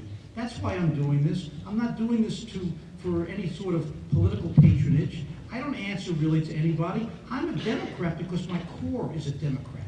We believe in fundamental values, equality for every single person. That's why I'm doing this, and I'm doing this to rid this county of the culture of corruption that has infected it for decades. And that's what I intend to do. We also have to find ways to make this community that I love, that we live in, is a community that young people want to come back to, that they can afford to. And they can't afford it right now with the rampant corruption that is, it's corruption tax. We pay corruption taxes here. We have to end that. But we have to find a way to eliminate it, and I'm working hard to do that. And by doing that, we'll have a better opportunity for young people to want to come back and live here, and to keep our seniors here, so that they can afford to remain here. Those are things that are important to me, and as a core fundamental value Democrat, I will continue to do that. My opponent says he's rising above politics. He's a Republican. He's going to be on the ballot as a Republican. He's got signs the size of buildings out there. What does that mean? It means nothing, because his core is not a core Democrat. His core doesn't believe in fundamental values. His core doesn't believe in equality of women and women's right to choose and rights to privacy. His core doesn't believe in hardworking people who want to just make a better life here in the United States. Okay, they're not again. The core Republican, their litmus test for them, anti-environment. They reject climate change. How can you be a Republican in 2017? I ask you that. Thank you, It has nothing Mr. to do with patronage. Thank you. Thank you. Thank you again, everyone, for coming out tonight. This is a very interesting discussion. Again, my name is James Versacchi, and I'm running for Oyster Bay Town Council. Let me tell you why I decided to run. I don't like people lying to me. And I sat back and watched this town, the town that I'm raising my family in, get abused by the current administration. Because this current administration is a continuation of the last 2 decades. All right? The current supervisor, who is the appointed supervisor, was the director of operations for John Venditto. All right? One of the council people served in the town's attorney's office, then went to the medical center, and now has come back as an appointed position. Nobody had to be appointed these positions. They could wait and run for election. So the issue for me is being truthful with people. It's what I tell my 9-year-old son: you live by a code and you fulfill it. I did that for 8.5 years for the people of the state of New York as a prosecutor, where my job was to ferret out fraud and corruption.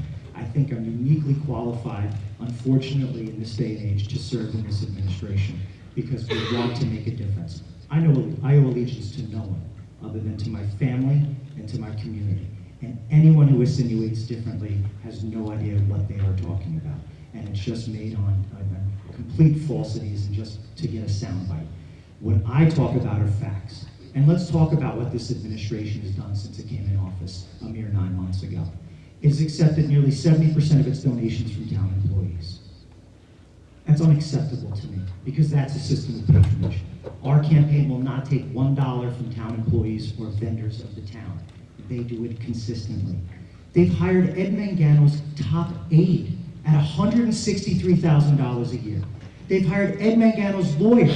And you know what, the board meeting? The board didn't even have a resume for these people, and they still hired them. It's unbelievable to me. I will respect the clock. I thank you very much. I hope you will look for a fighter, and that's me, James Versacchi. Thank you. I'd like to thank once again the Plainview Old Bethpage Board of PTA and Board of Education, and thank you to everybody who comes out tonight. I certainly understand how busy you are. We very much appreciate that you take time out of your schedule to come here. Again, my name is Eva Pearson, and with your help, I'll be your next Town of Oyster Bay Councilwoman. I'd like to point out that the Town of Oyster Bay Democrats have been to, I think this is our 3rd Meet the Candidate night, and every single one of them, we have all been there. I'm unfortunately going to miss the one tomorrow night, but I'm going to miss it for a good reason. It's my son's 9th birthday. So please get the word out that I'm not missing it for an unimportant reason. But never once has the slate from all the other lines been here. Never once have we seen a full slate. And it makes me think of something that I heard Chuck Levine say once, Assemblyman Chuck Levine. He said, the way you campaign is the way you will govern. And if these candidates are not willing to show up and meet with you now when they're trying to get your vote, what type of representative do you think that they will be if you elect them to office? So I would just ask that you keep that in mind on Election Day. This evening I've shared a little bit about myself and what we stand for in the Town of Oyster Bay Democrats. We want to restore ethics to the Town of Oyster Bay. We want to use our expertise to solve the financial crisis that the Town of Oyster Bay is in. If you'd like to learn more about me, you can go to my website, which is electiva.com. I like alliteration, so it's Electiva.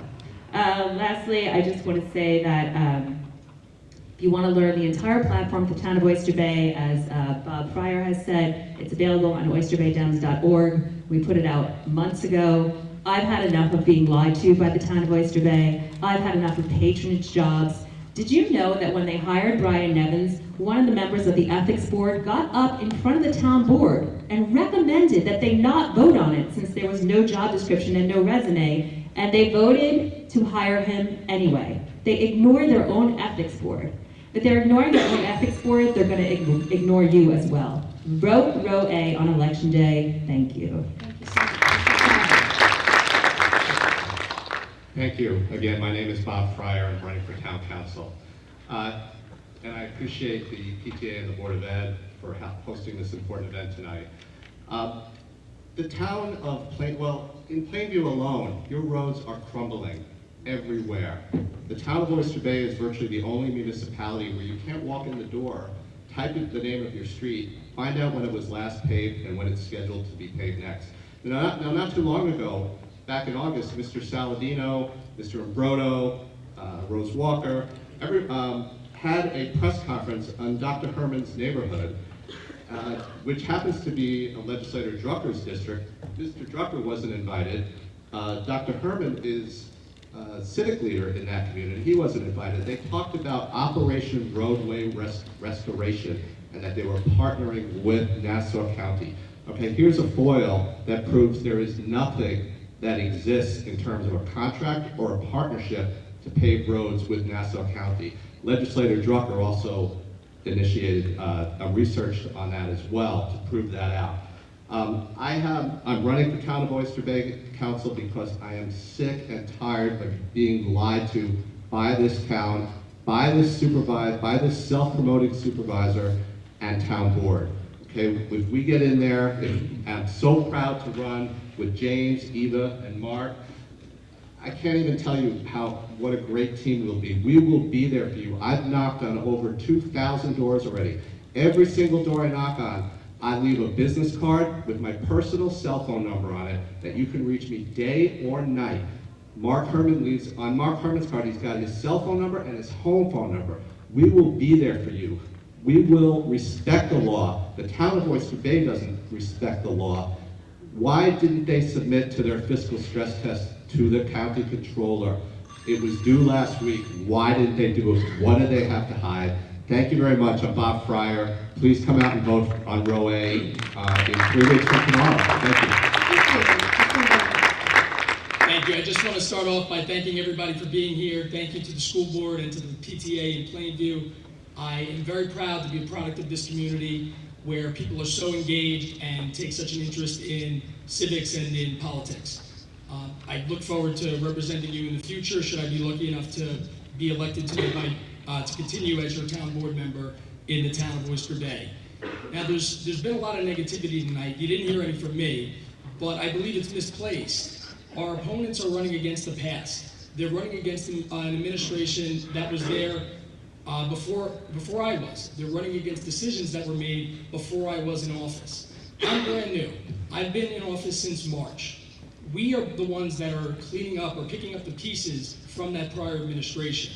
It's easy to come here and make campaign promises, but I'm there making decisions. And when you make decisions, you have a record. I'm very proud of my record since taking office in March. We've cut $70 million from the town debt in just 6 months. We are on track to reduce the town debt by $85 million by the end of this year. That's the largest debt reduction in town of Oyster Bay history. We're doing that while also reducing property taxes and preserving our suburban quality of life. I want to make sure that when I have children, they can afford to live here, that when my parents, as they get older, that they can afford to stay here. I want to make sure that there's a place for the middle class here in the town of Oyster Bay. We have to respect our taxpayers, and we have to make sure that we continue to find efficiencies and ways to save money and live within our means in the town of Oyster Bay. So I look forward to doing that by cutting taxes in my first budget that I'm going to vote on. We're going to have hearings on that tomorrow if anyone would like to come down to Town Hall and see town government in action. And I look forward to making sure that the town of Oyster Bay stays a place where our young people, seniors, and middle-class families can afford to live. Thank you. Thank you. Mr. Wright.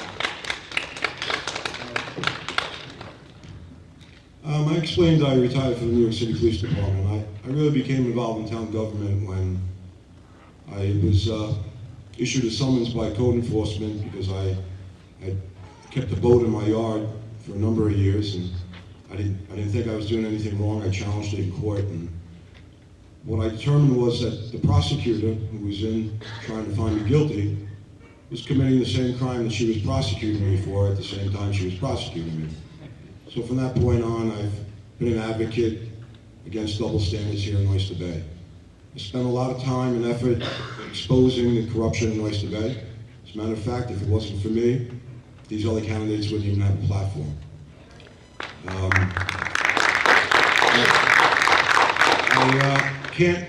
I'm not going to, promise you the moon, but you can look at my history of what I've accomplished. If you subscribe to Newsday, you can search my name. You'll find no less than 22 or 23 articles written about what I've been doing, and I can only promise you that if you do elect me, I'll continue to work as hard as I can for all of us, the residents of the town of Oyster Bay. Thank you.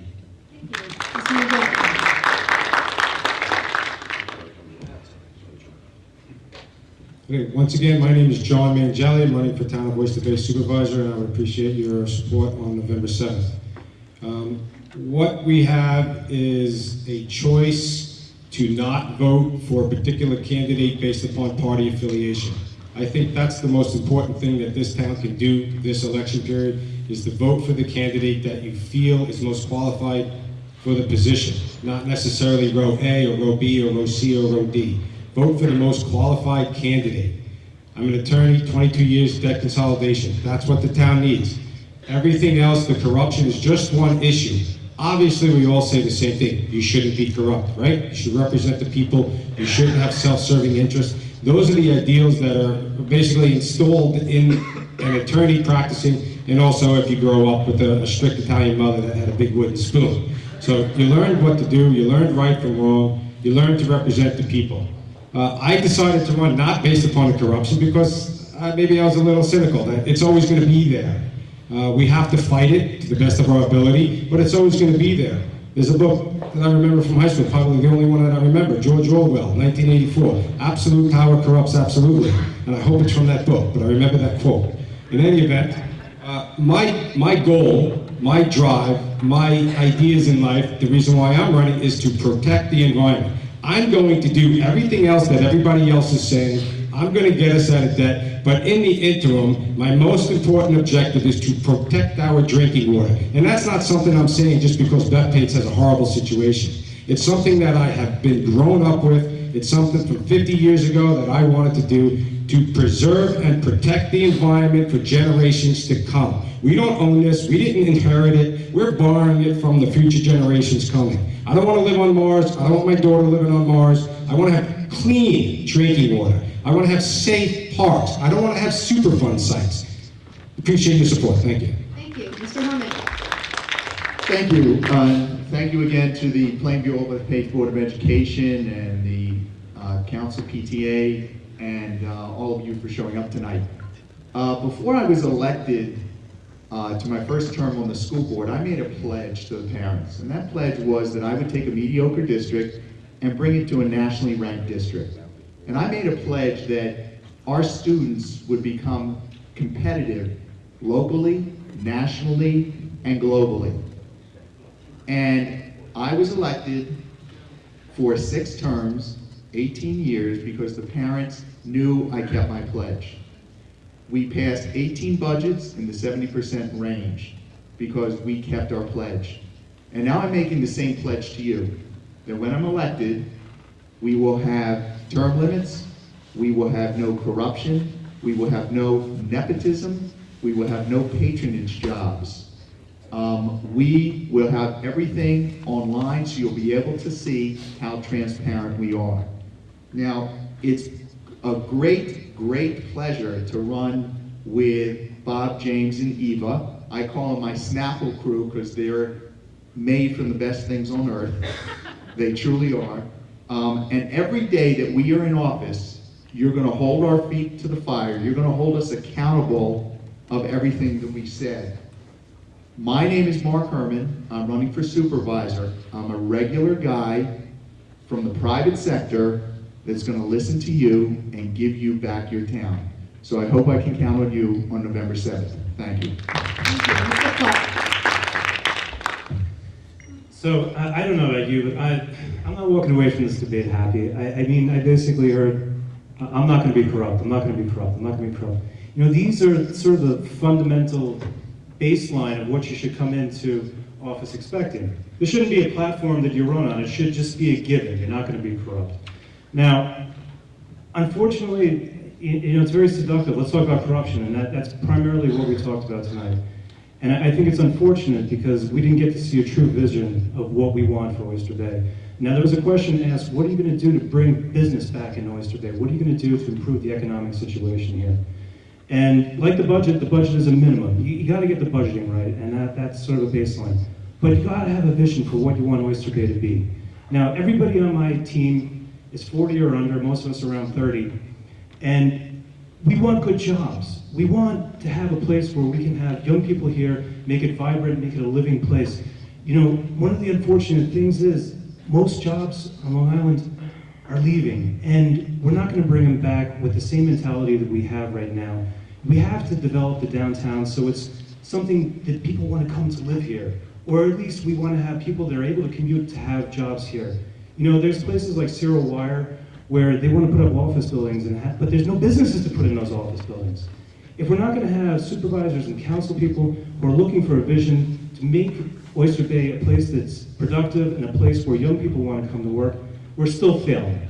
We might get rid of the corruption, we might balance a budget, but ultimately the town is still going to collapse because the fact is people are just leaving this island and this state in droves. You know, 60% of people think about leaving New York State every year. Only 30% of people come out to vote. That should tell you something. And the reason is because we don't have a vision for where we want Oyster Bay to go. Now, I'm a progressive, and I think I'm a true progressive. And progressive means taking big challenges with big ideas. And I really want to bring jobs back to Oyster Bay. So please vote for me. Thank you. Mr. Abu? As the son of an Ecuadorian immigrant and Dominican grandparents who were immigrants, and a father who was a local 3 electrician since before I was born. He finished his apprenticeship. And I also served several years as a local 3 electrician myself in various departments. I believe, and I know very well, in the power of organized action of citizens. As far as I was 5 years old, I was going out to the Labor Day rallies, going out to protest with my dad, seeing pictures of my dad next to those big inflatable rats next to scab jobs in the city. So I had that working class zeal, that rigor to not stand down in the face of pernicious conflicts of interest. I'm a huge advocate for social democracy, not just giving you, the community, a say at town hall meetings and voice your opinion at town hall meetings, but actual political capital. I want to fight for legislation that will actually give communities political capital to block legislation that's trying to come through that does not benefit the community. I believe that it shouldn't just be special interests with money who have a say in our politics. It's people who should have the biggest say in our political arena. And I'm well aware that some people don't agree with my political views, but I'm pretty sure that we can all agree that there is no place for pernicious special interests in our local government. I was never really into politics growing up in high school, and even my first years in college. It just didn't feel right with me. It never really appealed to me. It never seemed like something that I should bother getting involved with. But being inspired the past 3 years, working on the no speed zone camera movement a few years ago, and working on the Bernie Sanders campaign, it's given me a lot of new hope. Bernie did it from the ground up. He ran as a local politician in Burlington, Vermont, as an independent without any party help, and he's done a lot for that state. He did a lot for Burlington, and he's doing a lot for us right now, and I look to do the same for you guys. I will use the bully pulpit to support candidates who don't take money from special interests. I will use the bully pulpit to push our elected representatives in Albany to fight for single payer at the New York State level to lower property taxes. I'm Steve Bird. Thank you. Thank you. Well, thank you to everyone. Let's give all of our candidates a round of applause. Thank you. Thank you to all of you for coming out tonight to the board, the PTA, and good luck at the polls. Thank you.